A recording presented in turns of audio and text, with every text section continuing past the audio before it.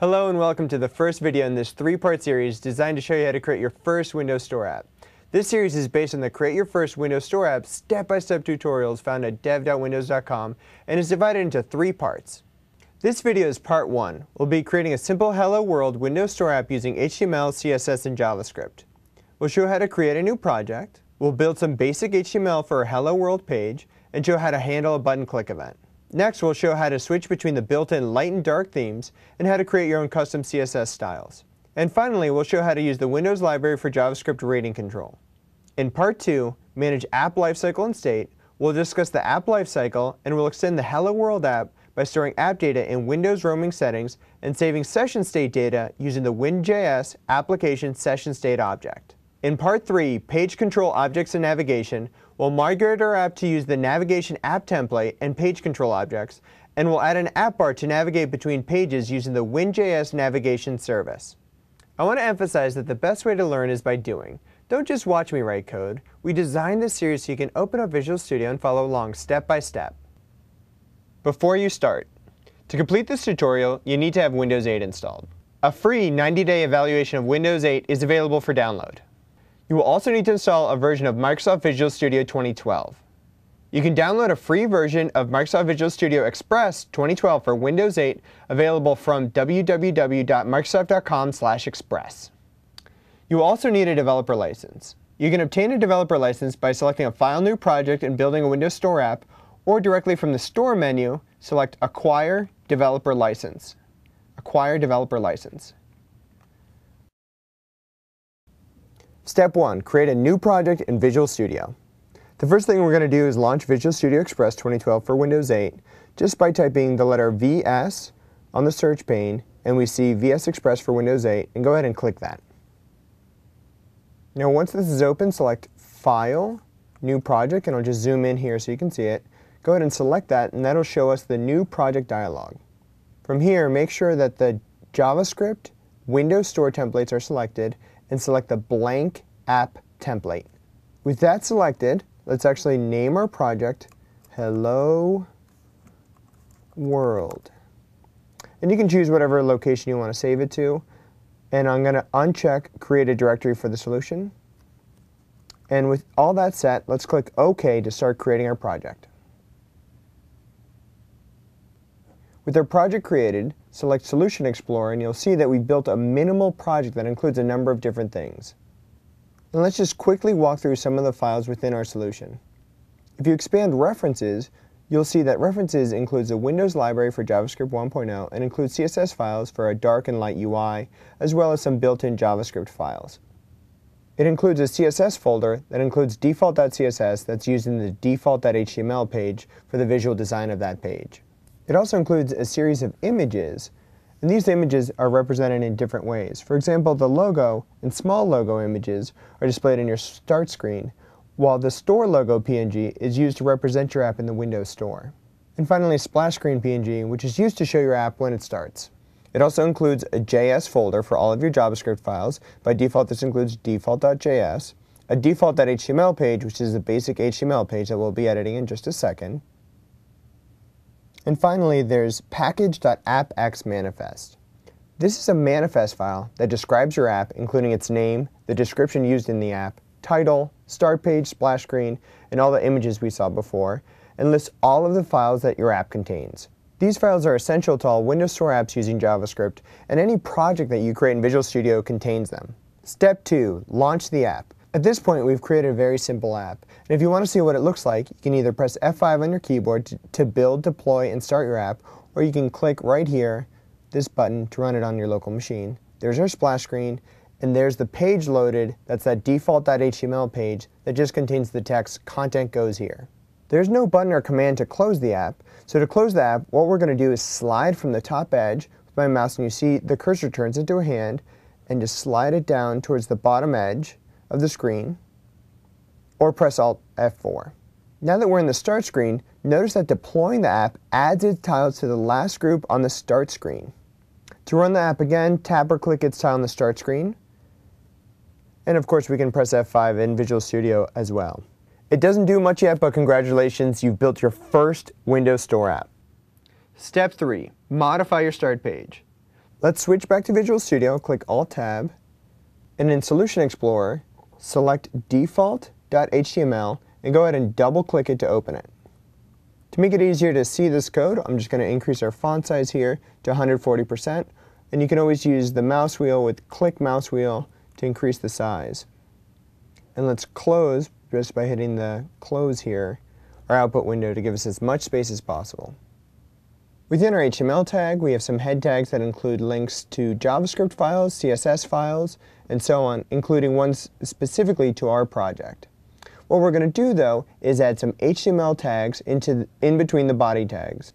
And here's the default.html page that Visual Studio created for us.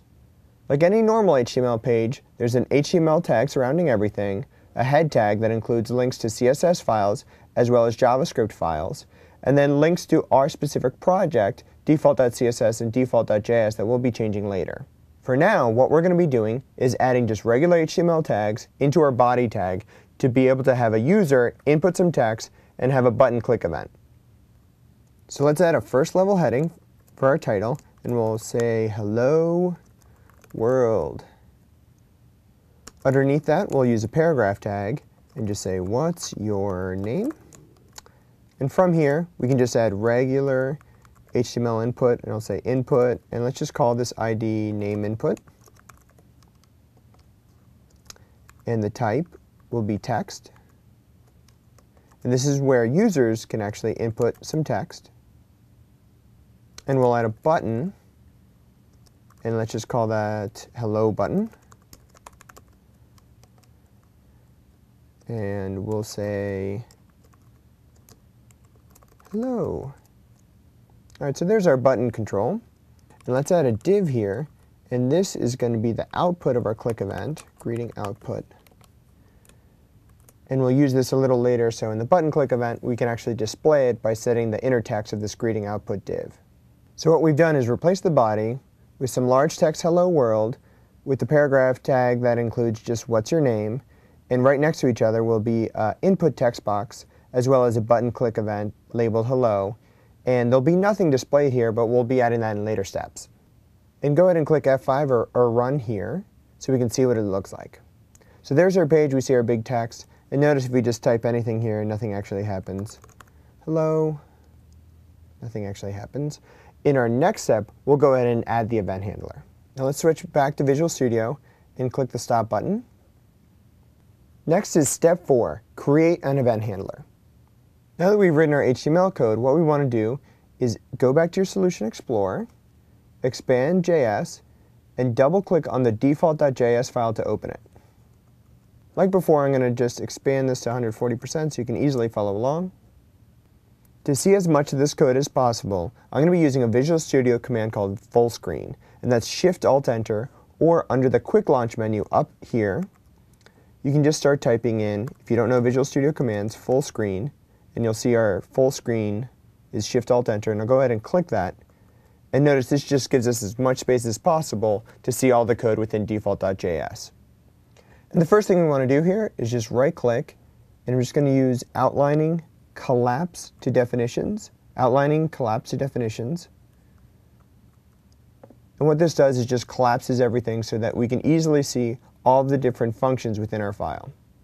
Now the first thing to notice is all of our code is actually wrapped up in an anonymous function that is self-executing, and we know that because of the parens here. And the reason for this is because it makes it easier to avoid naming conflicts or situations where you accidentally modify a value that you didn't intend to. As you may remember, JavaScript variables can be either local or global. We want to make sure local variables, meaning variables declared in functions, don't interfere with the global namespace. So that's why all of the variables within here and all of the functions are declared within this function to make them local instead of global. The next line of code turns on strict mode for JavaScript.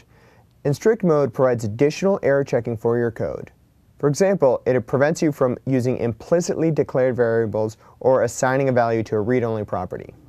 As you can see, default.js also handles the onActivated and onCheckpoint events. We go into more detail about these events later. For now, just know that the activated event fires when your app starts. Now what we're going to do is after app.start is define our own function. And what we're going to do is define our own JavaScript function right before app.start. We're going to define a function named button click handler. And let's write the function definition. If I start typing fun, I'll see if I click code snippet for function, I hit tab twice. And now this is just a fill in the blank for button click handler. I'll click enter. And let's also make sure that button click handler has a parameter named event info. With Windows 8, you don't need to worry about the differences between touch, mouse, and other forms of pointer input. You can just use events that you know, like the click event, and they work for all forms of input. And the first thing we're going to do is we'll create a variable named username, and that'll retrieve what the user actually typed into that text box. So we'll use document.getElementById, and if you remember, our text box was named name input, and we want the value. So now that we know what the user has typed into that text box, the next thing we're going to do is build a greeting. Now let's build our greeting.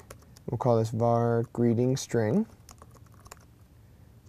equals hello. And we'll use our variable for username. We're just concatenating strings here to display back whatever the user typed into the text box, wrapped in hello with an exclamation mark. Now that we've built the message we want to display it, we're going to use document.getElementById, and we're going to find the greeting output div that we built earlier, and we'll set the inner text property equal to that string. So when this function is called, we'll get whatever the user typed into the text box, put it to the username, we'll build a custom greeting string that is hello, whatever the user typed in, an exclamation mark, and then we'll display it back to the user by setting the inner text property of the greeting output div. Now that we've created the button click event handler, we have to register this function a call when the button's actually clicked. Step 5, register the event handler when our app launches. To register this button click handler, you may be tempted to go back to your default.html file and use the onClick event to call the button event handler. Now, one reason you can't do that is because it doesn't have a reference to the name. And that's because, as we explained earlier, this is all wrapped within an anonymous function. So there's no way for the event handler to be able to call button click handler. To do this, there's two ways. We can either define this in the global namespace by writing some code to define button click handler in our global namespace, or the preferred way is to add an event listener on app.onActivated, and that's what we're going to show next. So let's expand the onActivated function. The code checks to see what type of activation occurred. In this example, it's checking for activation kind of launch, and the launch activation is used when an app is launched whenever it is not running and then a user activates it. Next, the code checks to see how the app was shut down the last time it ran. If the app's been newly launched, this code will execute. Otherwise, it's been reactivated from suspension, and this else will launch. And we'll cover this in much more detail in the Manage App Lifecycle and State tutorial. Whether it's been terminated or not, we're going to make a call to setPromise WinJS UI.processAll.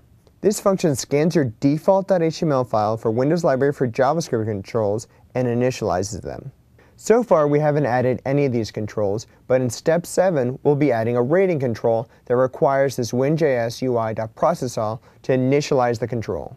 Now, the call to processAll is enclosed in a setPromise method. This will make sure that the splash screen isn't taken down until the apps page is ready. Now, a good place to register our event handlers for non-Windows Library for JavaScript controls is just after the call to WinJS UI.processAll. And that's what we're going to do. We're going to register our button click event. So let's add a comment here saying what we're going to do. We're going to retrieve the button and register our event handler. To do that, we'll get a reference to our button named hello button equals, and we'll say document.getElementById. And if you remember, we called our button hello button. Now that we have our button, we can say hello button and use add event listener. And this takes a couple different parameters. The first type is a click event. And now is where we point to our function, and that function is the button click handler. Next, we're going to set the useCapture boolean. We're going to set the useCapture boolean to false. And what that's going to do is have it instead fire to our target element and then its parent. If we want to fire to the parent first, we'd set it to true. Let's switch out of full screen mode and go ahead and click F5 or click the button to run our app. Now that our app is loaded, let's just type in, say, somebody special. We'll click say hello. Our event listener fires, displays our message, somebody special, with exclamation mark on the end. Now let's Alt-Tab, back to Visual Studio, and go ahead and click Stop. Step 6, Style or Start Page. Let's switch back to default.html and notice that we have a style sheet UI.dark CSS declared in WinJS reference. This is a Windows library for JavaScript style sheet, and it includes a set of styles that automatically give our app the Windows 8 look and feel. And by using this style sheet, you get a number of benefits, including being able to work great with touch displays, automatic support for high contrast modes, automatic support for other languages, and automatic support for other reading orders, like right to left. Now, as you may remember, these style sheets were declared in Windows Library for JavaScript. Under our CSS, we have both a UI dark and a UI light. What we're going to do is change our file to point to the UI light CSS so we can see the visual difference just by changing the CSS. To do that, make sure you're in default.html, and we'll just change the name of this to UI light. With that one simple change, go ahead and click Run, and let's see what our application looks like now. As you can see, this did a number of changes. Obviously, our background color is now white, our fonts are darker, and even our button color changed. Now, which style sheet should you use? This really depends on what you want. For apps that mostly display images or video, we recommend using the dark style sheet, and for apps that contain a lot of text, we recommend using the light style sheet. Now, if you want to customize the look and feel of your app, you don't have to throw out the Windows library for JavaScript styles and start over from scratch. It's easy to make incremental changes by overriding the styles you want to change. So let's switch back to Visual Studio. Let's stop our app. And you can override any style in the default style sheet by creating your own style sheet and including it after the Windows library for JavaScript style sheet. Now, the blank app template already does this for you by defining a default.css style sheet. And we'll be building our custom style sheets in just a second. Before that, we actually need to define some classes within our HTML body. Let's define a class for our header, named header class. And next what we want to do is define a div tag and wrap everything within it. So I'm just going to take this end tag and put it at the very end of our file, even after greeting output. To make this a little easier to read, go ahead and select this div, right click and select Format Selection, and that'll just do some nice indenting to make it really clear what we're defining. Now within this div, let's go ahead and call this a class equal main content. Next, let's define the styles for those classes, and we'll do that in Solution Explorer. Go ahead and under CSS, double click on default.css to open that file. And we'll select 140% to just zoom in here and get a better view. And notice the generated file contains a few stubs for defining styles for different views that are used within a Windows Store app. We'll ignore these stubs for now, but we'll play with them in a later tutorial. Now after the body style, let's define our classes, and the first one we'll define is our header class. And in these styles, we're going to be defining some of the app page default margins. First thing we'll do is set the top margin, and we'll set that with margin top. We're going to set that to 45 pixels from the top for the header, as well as a left margin, and that left margin will be 120 pixels from the left. Now for main content, what I'll do is just copy paste this within here, and let's make sure this is nicely formatted. For main content, we'll have a top margin of 31 pixels. We'll keep a left margin of 120, and then a bottom margin as well of 50 pixels. Next, let's define a style for our greeting output. So we'll just call the style greeting output. And within here, we're going to define a height of 20 pixels. We'll also set the bottom margin, do that with margin bottom, and we'll set that to 40 pixels. And now that we've set these properties, let's go ahead and click F5 or run it again.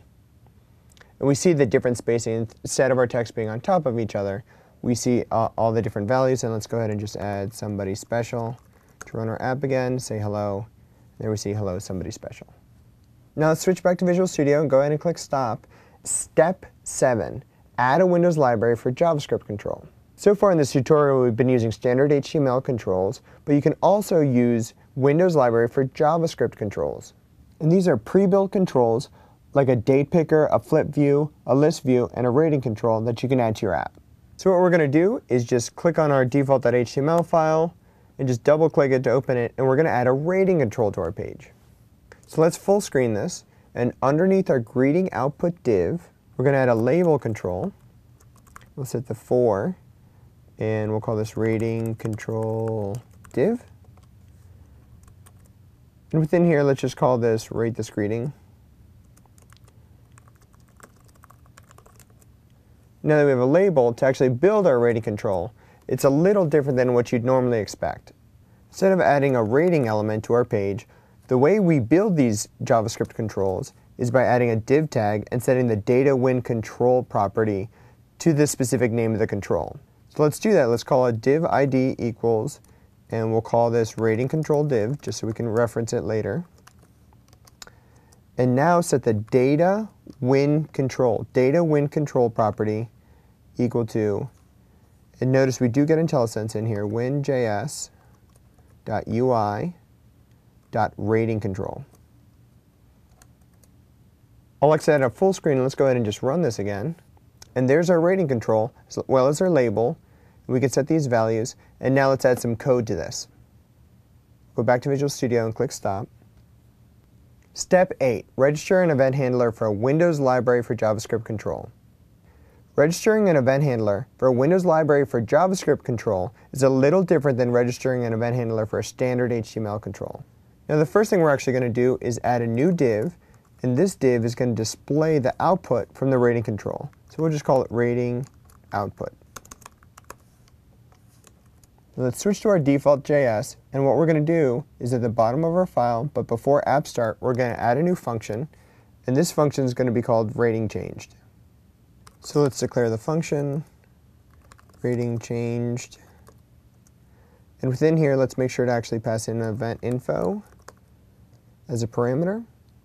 Now the event info parameter contains a detail.tentative rating property that provides the new user rating. So what we'll do is get a reference to our div. Let's do that first. Var rating output equals, and we'll use the document get element by ID. And this is the div that we just added, named rating output. Now that we have that, we want to set the inner text of it, rating output dot inner text equal to event info dot detail dot tentative rating. Now that we've declared this function, we actually need to call it when the rating changes, and what we'll do is go back up to our onActivated event, and we'll show some of the unique things we need to do for Windows library for JavaScript controls. Now if rating were a standard HTML control, we could add our event handler directly after the call to process all, just like we did with our button event handler. But it's a little more complicated for a Windows library for JavaScript control like our rating control. And since the process all method is asynchronous, any code that follows it might run before process all actually completes. So what we're going to do is use a promise object to receive notification when the process all completes. Now a promise is a promise that something will happen in the future, and when that thing happens, the promise is said to have completed. And promise objects have a then method. So if we see here directly on our code, and in between these two parentheses, we're going to add a dot then. And what this does is it's going to say any code within here, and we'll build a quick function called completed, will execute after the call to process all is completed. There's our method declaration. Let's build two tags, and we want to make sure to push all of our code within here. So let's push our existing code directly within this completed method. Now I'm going to add another parentheses here. I want to make sure that we have a parentheses for the setPromise method, so all of this is within setPromise. If we select this character, then we see this parentheses is all the code that will happen within the then. Then finally the bracket is the declaration for the function completed. And what we'll do is add some code to get a reference to our rating control, and then use add event listener to call our function. First, what I'm going to do is retrieve the div that hosts the rating control. Let's build a variable for this, and we'll call it retrieve control div. And we'll find it by using document.getElementById. And what we're looking for is the name of the div is rating control div. Now that we have that, what we're going to do next is retrieve the actual rating control. And let's just call it rating control equals rating control div. That's the control we just found. And we'll say .win control. And that's a reference to the actual rating control. Once we have that, we can actually register our event handler. And now let's set rating control .add event listener. And the event we're looking for is the change event. The function we're going to use is rating change, and for our use capture, we'll just set that to false. So let's review what we've done. We added the process all and added the then method, which takes a function. And what's going to happen is the process all is going to run, and once it's complete, it's going to call our completed function. Now within our completed function, we get a reference to the div, rating control div, that is hosting the rating control. We retrieve the actual rating using the win control. And within the win control, what we can do is add an event listener to the change event, passing in our function. And so there's our code. Let me just eliminate some of these lines. And we'll go ahead and just click run. And let's add some text here, someone special for our name. We'll click say hello. We'll select our greeting of 4. And notice our text box now fired that change event for the rating control and set the div to that tentative rating. Congratulations, you've completed part 1, Create a Hello World app. In part 2, Manage App Lifecycle and State, we'll discuss the app lifecycle and show how to store app data in Windows roaming settings and session state data using the Win.js application session state object.